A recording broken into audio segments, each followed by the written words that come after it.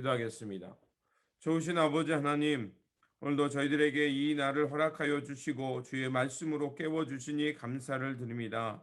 주님, 이 시대 가운데 찾으시는 그 한 사람 될 수 있도록 도와주시고 우리가 진정으로 주님 안에 깨어서 하나님 나라와 의를 위해서 살아가는 하나님의 미랄과 같은 삶이 되게 하여 주시옵소서. 우리 구주 예수 그리스도 이름으로 기도드립니다. 아멘. 오늘 우리에게 주신 말씀은 에스겔서 22장입니다. 본문 읽기는 22장 6절에서 16절입니다. 이스라엘 모든 고관은 각기 권세대로 피를 흘리려고 내 가운데 있었도다.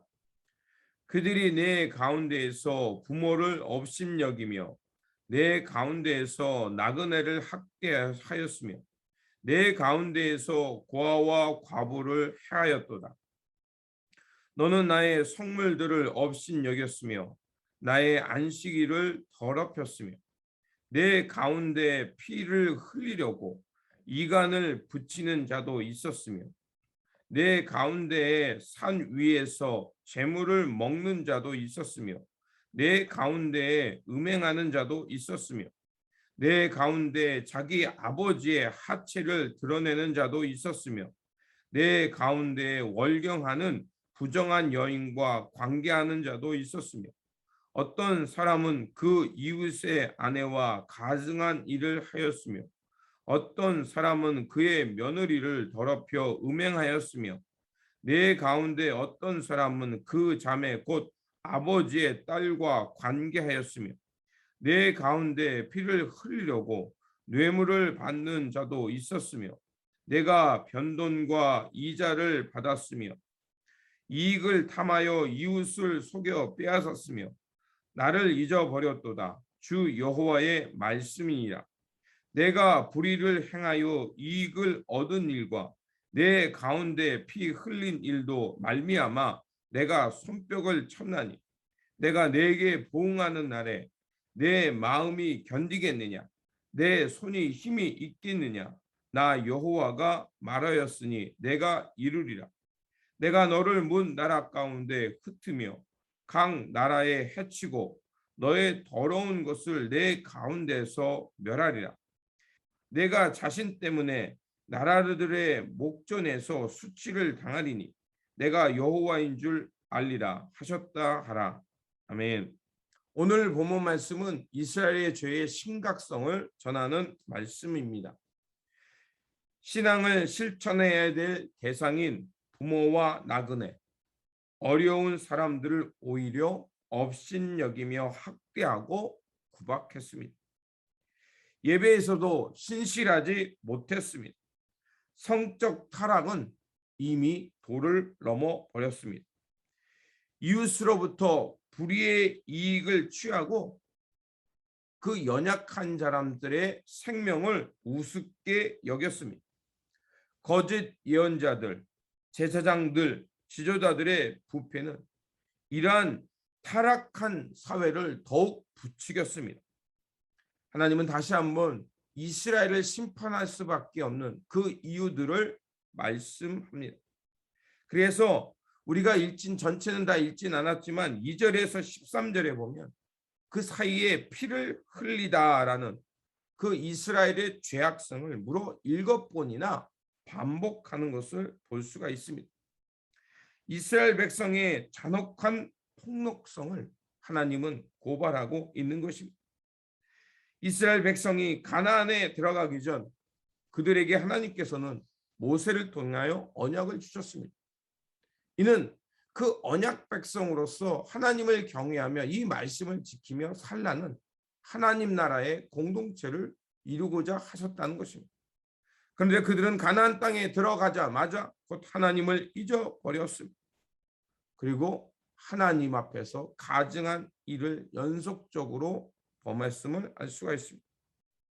하나님은 이런 죄들이 스스로를 더럽혔다고 말씀합니다.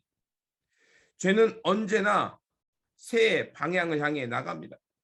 이웃을 해치고 자신을 더럽히고 하나님 앞에서 하나님의 진노를 받게만 합니다. 하나님의 분노는 이런 쇠 찌꺼기를 모아 용광로 속에 집어넣고 녹여버리겠다고 말씀하십니다. 그런데 그런 하나님의 역설이 나옵니다. 하나님은 그렇게 심판받고 타락한 세상에서 한 사람을 찾으시겠다고 말씀하십니다. 만약 하나님의 심판이 없다면 우리는 스스로 정화할 능력도 잃어버리는 것입니다.